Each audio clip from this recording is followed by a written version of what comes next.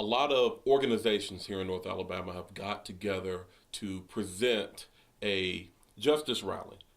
In light of the recent gas tax, we thought it prudent to find ways to help everyday families meet the material demands of life.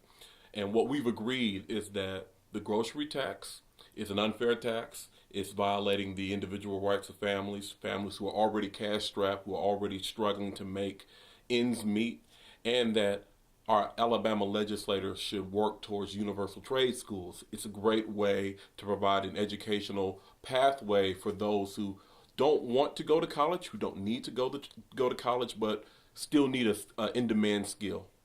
What we believe is that anybody who's ever had to go to the grocery store and anyone who's ever looked at the cost of tuition and wondered if they'd be able to afford sending their kids to college, but at the same time wanting their children to have in-demand job skills, we don't understand how anybody could be against these proposals.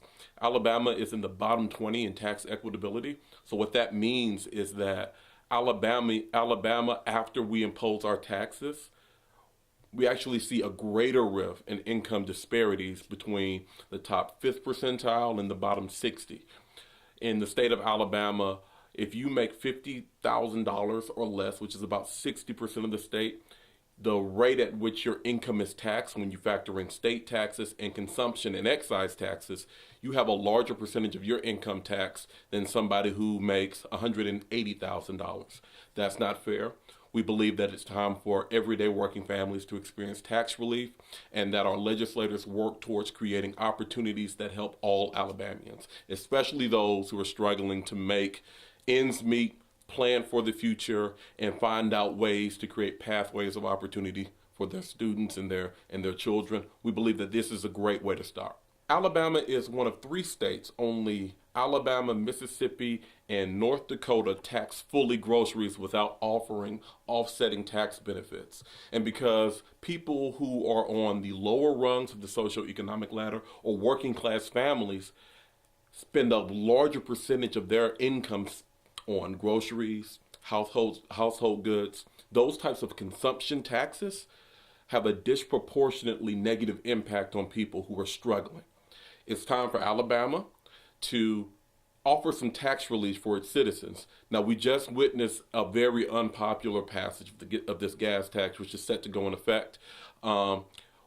We know that North Alabamians and Alabamians statewide are experiencing the negative effects of a stagnant wage economy. Wages aren't growing at the pace of the cost of living. And what we would like to offer is a proposal to state legislators that it's time to repeal this grocery tax. We're one of the few states that still tax groceries fully without offering any offsetting tax benefit. And as a state, we are over reliant on excises and consumption taxes. We need our tax structure to close the gap between those who are struggling and those who are secure instead of making that rift more stark. And right now, our current tax structure is making that rift more stark. Most people in Alabama are not going to go to college. Maybe they don't want to. College is a little bit beyond their reach financially. What we need to be doing as a state is financing opportunities to ensure that every Alabamian has the opportunity to earn a living wage, have gainful employment, contribute to the tax base, and have an opportunity to provide for their families.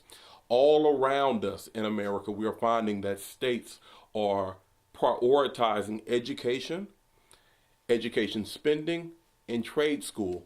We believe that this is a perfect opportunity for Alabama to get in line. We don't want to be left behind. We want our best and brightest to stay in our state. In order to do that, we need to provide them with vocational pathways which land them in good paying jobs here.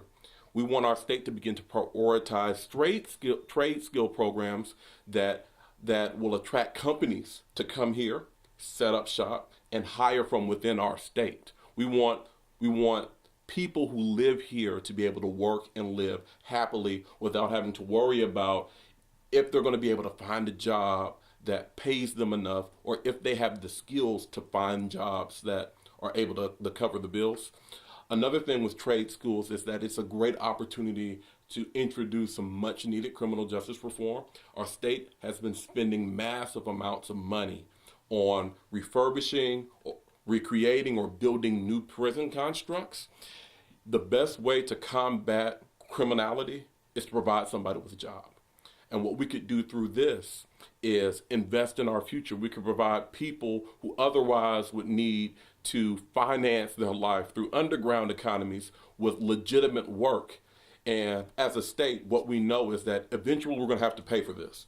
Either we're going to pay for it now, or we'll pay for it on the back end with housing prisoners, most of whom have nonviolent offenses, but slip between the economic cracks because they didn't find opportunity.